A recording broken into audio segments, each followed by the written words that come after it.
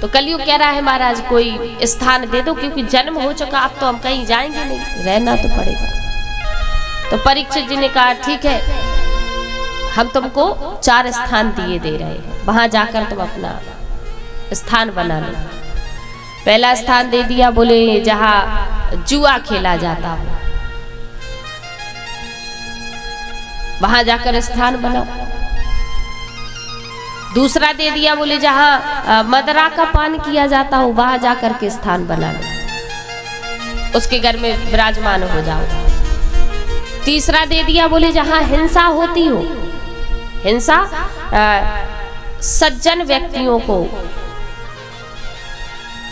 या बेजुबान जीवों को या किसी को भी निष्काम प्रताड़ित किया जाए, पीड़ा पहुंचाई जाए, जो हिंसा करे, बेजुबानों को मारे काटे, बोले जाओ उसके यहाँ जाकर के स्थान बना लो।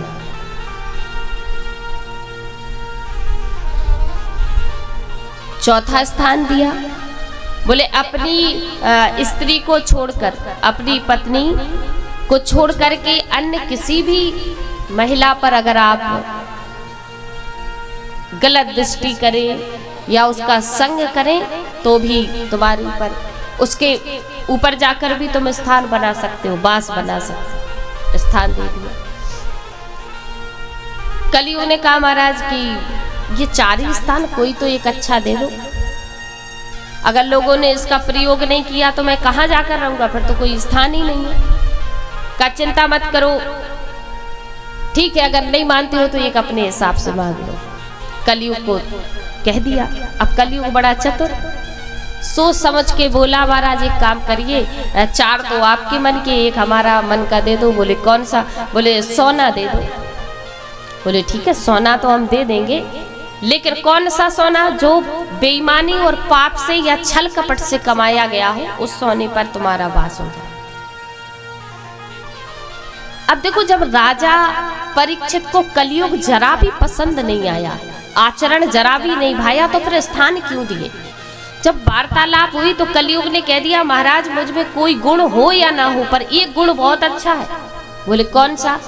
बोले जो सतयुग त्रेता द्वापर था, इसमें सतयुग में हजारों वर्ष तपस्या करनी पड़ती थी, तब भगवान का दर्शन होता था।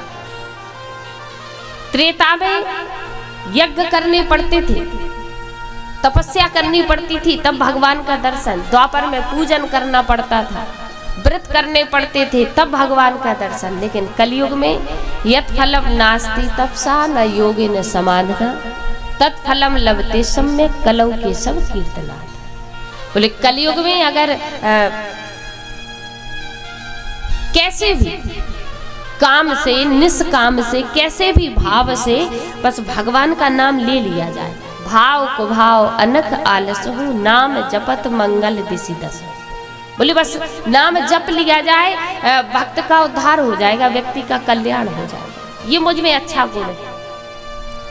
परीक्षित को ये गुण पसंद आया, लेकिन कलयुगी मनुष्य का उद्धार हो जाए, वरदान दे दिया।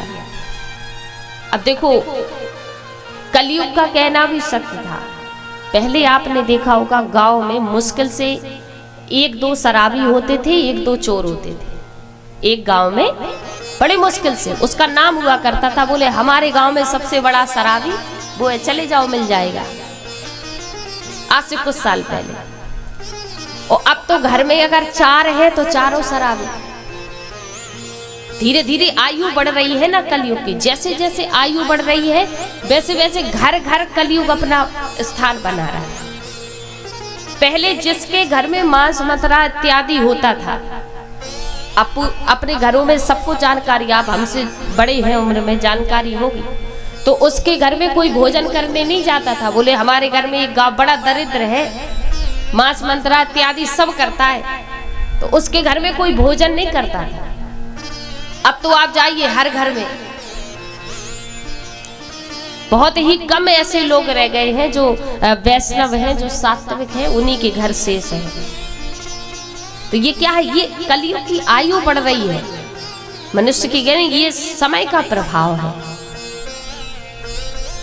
जो संतुलन में रहता है, जो संभाल लेता है, वो बच जाता है, सुरक्षित हो जाता है।